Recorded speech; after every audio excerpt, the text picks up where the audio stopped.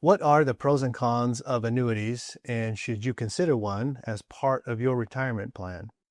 So in this episode of the Financial Fast Lane, I am going to explain how fixed index annuities work, and I'm going to tell you why you may want to consider one, okay? First, if you look at my screen here, and this comes from my book, because there are so many different types of investment vehicles out there, to simplify things, I like to categorize them into two camps. I call them red tools and or green tools. The red tools are any type of investment that has the risk of loss. There is some chance of loss in the market. There's market risk.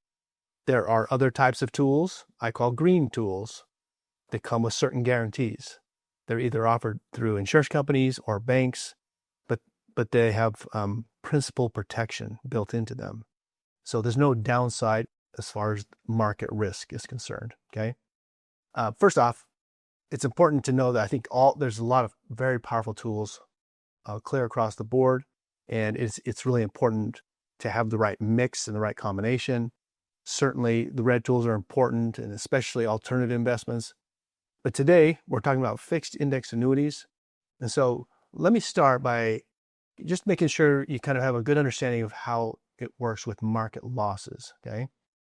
So let's say in this example, just hypothetically here, let's say we're assuming an 8% average rate of return in the market. And let's say we have $100,000. After 2 years, that would have grown up to $117,000, right? But what if in that first year, instead of getting an 8% return, the market was down 10%? How much of a return would we need in the second year to catch up to our 8% average? Now, as you look at that, sometimes people will think 16 or some number like that, but it's actually a 30% return, right? Because you only have $90,000 working for you. And so if you're going to get all the way from $90,000 to $117,000 in 1 year, you need a 30% return, okay? So again, let me just show you the impact of market losses, because this is a concept you need to understand. Let's say you have $100,000, and let's say there's a 40% loss in the market. You now have $60,000, right? But what if, following that 40% loss, let's say there is a rebound with a 40% gain? Now, that may seem like, well, I was down 40, I'm up 40, I should be good, right? Or back to where you were. No, as you can see, you would still be down 16%. So how does that work, right? What if we had a 40% loss followed by a 60% gain? That sounds like you should be back to where you were, right? No, you're actually still down 4%. So how much of a return do we need to recover from a 40% loss to get all the way back to where we were, right? 67% return. And so that's just to get back to the starting point. Well, how long does it take to get a 67% return? Well, they may take many years, right? And if you're in retirement taking withdrawals, it's going to take more time, and it's going to take even greater gains if you're going to get back. And that's where you get into sequence of returns risk, which I won't go into in this video, but it's really just important to understand the impact of volatility, okay? So here's another little illustration. The first, we're going to assume a steady 10%, and these are hypothetical numbers. This is for educational purposes, right? 10% steady return versus a volatile 10% average. Okay, so some years are up nice, some years are down, but the 5-year average is 10%. Now, so what would happen to the money? So if we have $100,000 invested for 5 years and they're getting an average rate of return of 10%, which one's better, the one that's stable or the one that has volatility? And as you can see with these numbers, with no volatility, it would grow to $161,000. With the volatility, $113,000. So it's a very drastic difference. They're both getting the same average return. The difference is one has volatility, the other one does not. So again, managing volatility, especially as people who are getting closer to retirement or in retirement, you don't have as much of a time frame, time horizon as you did when you were younger. And so smoothing out the volatility becomes very important. So again, all of the tools have their strengths and their weaknesses. There's always pros and cons. There's always trade-offs. And it's not about which one's better. It's about what's the right combination that's going to give you the most stability, the most prolonged growth, and most predictability in retirement. So here's a little example of a fixed index annuity. Okay, now there's a lot of different types of annuities. There's the old fixed annuities. Then they had the variable annuities.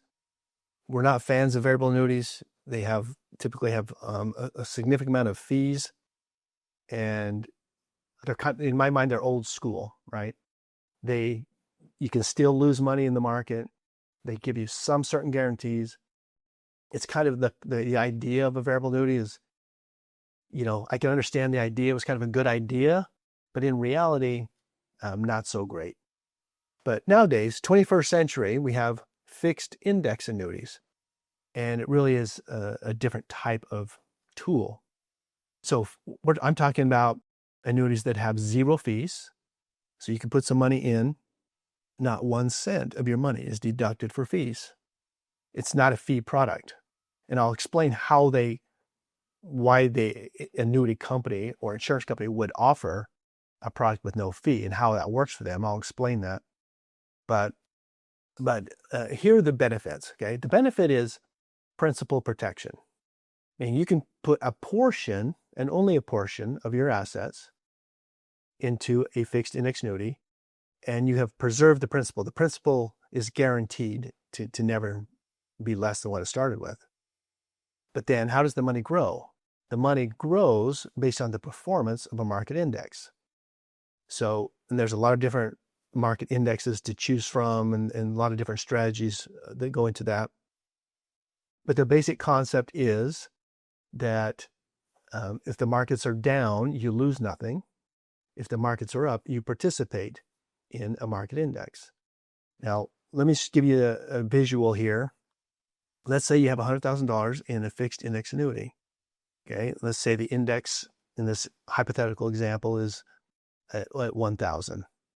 But then let's say the markets are down and the index drops to 900. Well, what happens to your money? You lost nothing, right? You just stayed the exact same. You still have $100,000 because that money was not at risk in the market. But then let's say this next year or next period of time, the market is up. You get gains and those gains get locked in and you can never lose those gains. Once they lock in, they typically lock in on an annual basis. Okay, so now let's say the market's down. Again, you lose nothing. So you can kind of see as I go through this, it's like a stair step. You can't go down, you can only go up. Now, again, when you look at that, it seems like so ideal. A lot of times people will say, well, I want all my money into this type of product. And there's reasons why you don't want to do that. But it can be a very important part, especially for people who are close to retirement. Over 50, over 55 is when this type of strategy really comes into play all the way up through retirement.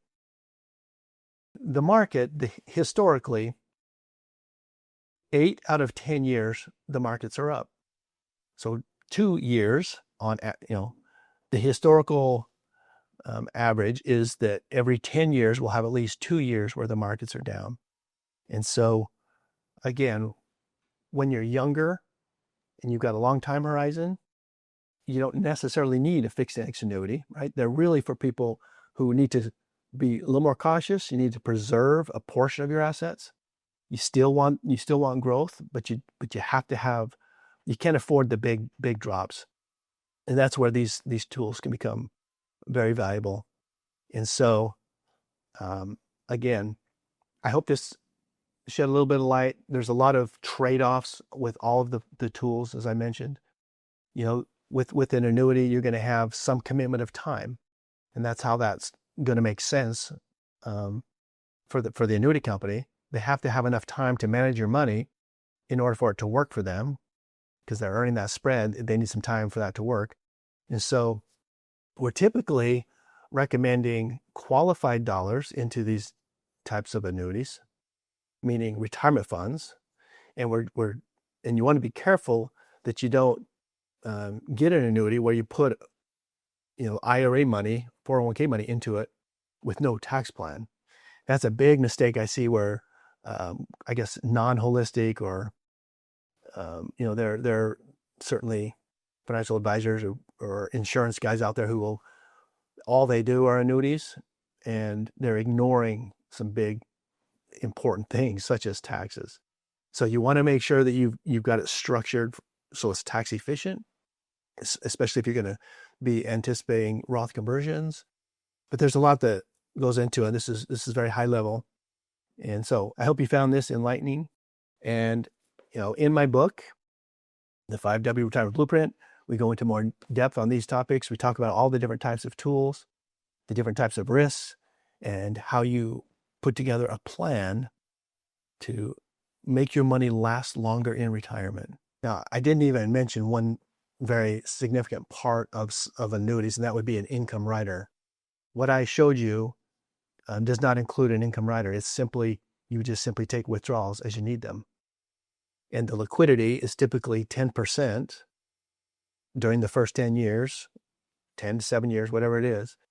It varies, but you have plenty of liquidity. A lot of times you'll hear people talk about annuities like, oh, well, don't lock up your money in an annuity.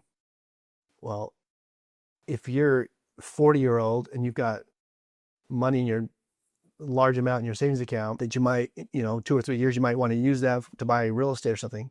Yeah, you would definitely never put that into an annuity. We're talking about retirement assets for retirement and for retirement income.